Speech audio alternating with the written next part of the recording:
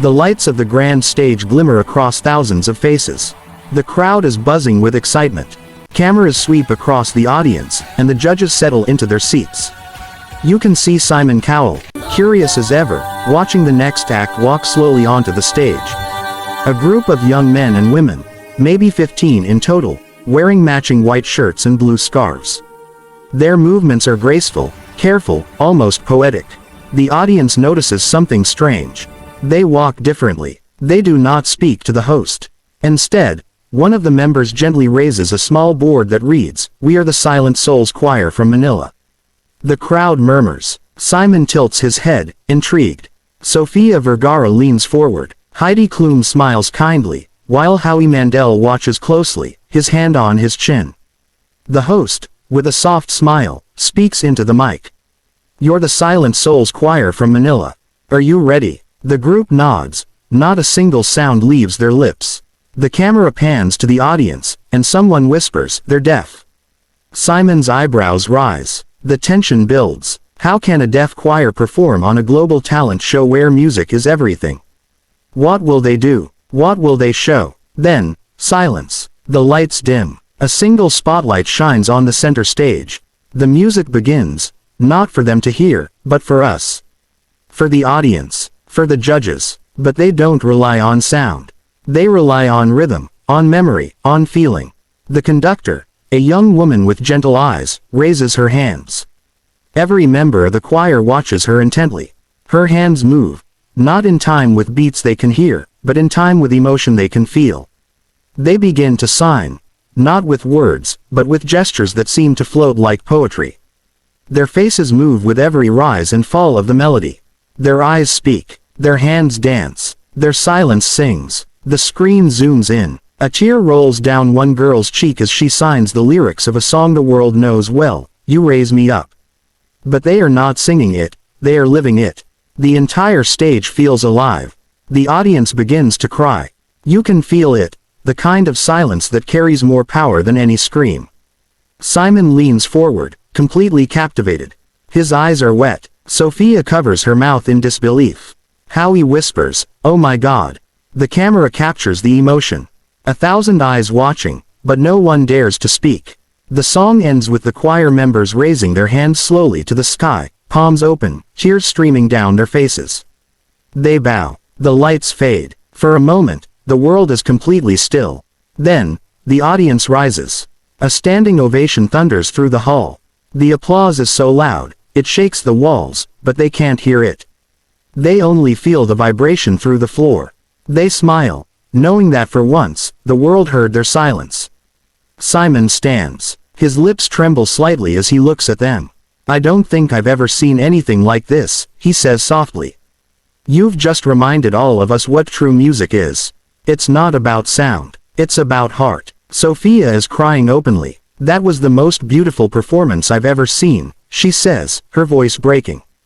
"I could feel every word you signed. You made me believe in miracles." Heidi wipes her eyes. "You don't need to hear to touch hearts," she says. "You already touched millions." Howie smiles, shaking his head in awe. "You've changed everything we thought music was," he says. "And I think the world needs to see this again and again." Simon looks at the group. His hand hovers over the golden buzzer. The crowd begins to chant, "Golden, golden, golden." The members of the choir look at one another, unsure of what's happening. Their translator quickly signs to them, explaining the chant. The youngest member, a boy, maybe 12 years old, begins to cry. He signs to his friend, "They love us." Simon closes his eyes, takes a deep breath, and slams his hand down on the golden buzzer. Golden confetti rains down from the ceiling like a waterfall of dreams. The audience screams. The music swells. The choir members look up in wonder, seeing golden flakes fall over them. They can't hear the song playing, but they can feel the energy, the vibration of thousands cheering for them. Some drop to their knees, crying. Others look toward the judges, signing, "Thank you." The translator's voice trembles as she translates their message. They say thank you. They say this is for every deaf child who was told they could never belong on a stage. Simon walks up to them. He shakes the conductor's hand and signs, "Beautiful."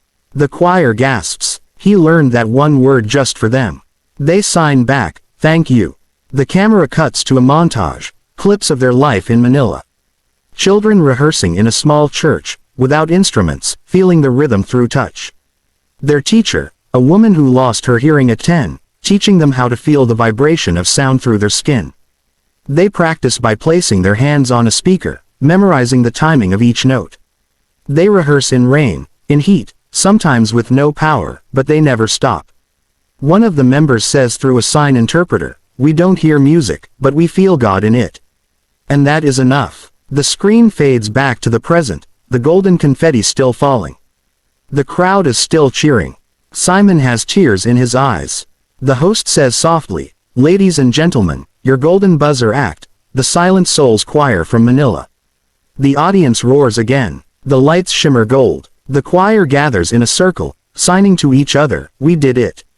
We really did it." Then the music transitions into a slower, more emotional melody as the video dives deeper into their story. They come from a small community in Manila, one of the poorest areas of the city. Many of them lost their hearing due to illness, some from birth, some from accidents. Yet all of them share one dream: to be heard without hearing, to speak without voice. They started singing together, not to perform, but to heal.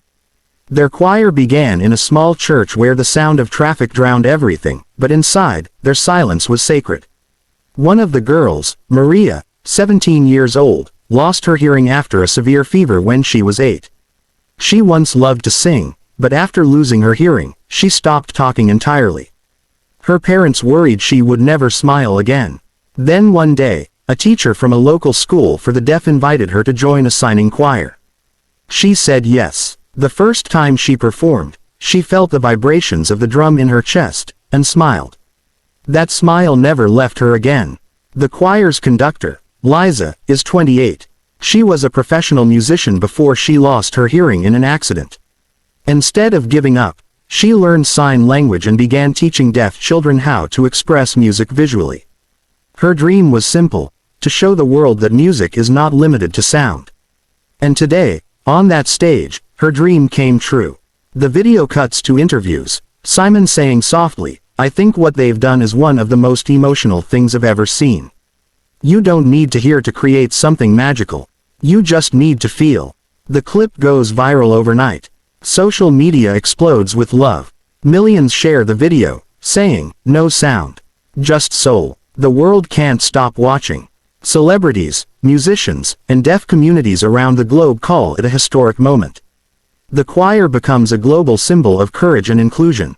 They are invited to perform internationally, in schools for the deaf, in charity concerts, and even at the United Nations. Their message echoes: you don't have to hear to have a voice. The documentary-style narration continues, showing the impact of their golden buzzer moment. Deaf children in rural areas begin to dream again. Parents cry watching their kids sign along to songs. Teachers use their performance as inspiration. It's not just a talent show moment anymore, it's a movement. Months later, during the finals, the Silent Souls Choir returns. The lights dim again. They perform a new piece, one they created themselves, using nothing but sign, rhythm, and expression. The audience already knows, this is not about winning anymore. This is about showing the world what love sounds like, even in silence. Their final performance ends in a breathtaking tableau, hands raised high, forming a heart. The audience rises again. Simon, smiling proudly, whispers to Sophia, they already won the moment they walked on that stage. As the video nears its end, the narration softens. Sometimes, the loudest voice comes from silence. Sometimes, the purest song has no sound. And sometimes, the greatest performance comes from those who cannot hear applause but can feel love more deeply than anyone else. This is not just a story about a choir. It's a story about hope. About faith. About the human spirit that refuses to be silent. So the next time you hear music, remember, it's not the sound that matters. It's the soul behind it. Thank you for watching Story Sprout.